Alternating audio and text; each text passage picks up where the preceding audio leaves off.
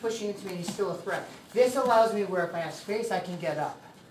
If I have to say, oh, he's pulling me down, my legs are out here, so I can kick him and maybe switch sides, and then maybe this side I can then get up. But it makes you very movable, where you're always in a defensive position. Always in a defensive position. Make sense? Reaction that people do it all the time. I think we're talking about some of the youth classes. When this happens, they go, ugh, and they try to hold. And this guy's like, thanks.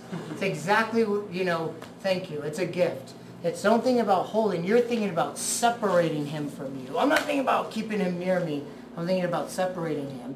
You think when this happens, up, create a little bit of space, then you do the same thing. So, he's on me. This, probably not the best thing. Now, if he's plastered in you, you may not be able to get your arms out like this. And now, if he's, well, let's just say on the street, maybe he is skilled.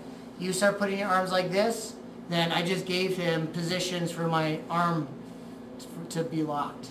But when he's here and you go, you're up here, and then you do the same thing. So now all you have to do is create the space like that you originally had here. To get that space. You create the space you originally had here. When this missed, and also now he's on top of you. Make sense? Yes. Okay, guys, here we go. Just think this is more the mechanics behind it. So Bill, just like come over here for a second, and you guys see. Say just like press into me, and he's pressing into me. Now, if I am just pushing back on him, tell me if you think I'm using a lot of strength. The answer would be yes, of course. And you're thinking about, now, granted, if Frank were doing this, he'd probably just crush right through my arms. The idea is if you're trying to get the person off, because this is a really bad position to be in, is when he's pushing on, is to shrimp crawl out and start to move him, start to move your body out so that I'm not having, it's not like I'm trying to bench press his weight, I'm trying to just manipulate his weight. Head positioning is always good. And from here, I'm virtually out. I might just want to come back up on my feet, on my knees and my feet. So, real simple principle is that if you stay on your back and he's pressing into you and you're trying to bench press him, you're going to suck your energy really fast.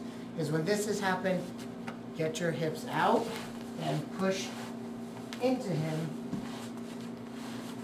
this way. When you say like, no, it doesn't require a lot of energy. Out. One hand. If you go for it, it naturally will bend. Sometimes if you go this way, he'll naturally bend his arm this way. Watch if Jim's up. Come up, Jim, for a second. He's down. See, it's the same thing but on the mat. Yes, of course, I can't get over there, but remember we said up? It's like, watch. If I hold him here, this is nowhere near as good as if I go like this. See here, watch, right off the bat, no pain, right Jim? Right. If I go like this, watch. You feel a little bit more pressure? Mm-hmm. More? Yep. Then watch if I go tap. Here, watch how long this will take to tap him. Oh, that's it, see? Muscle now. Now, I gotta use muscle, right? And that's it. Ugh! It's like, no, it's like, see, up a little. That's it. Just up.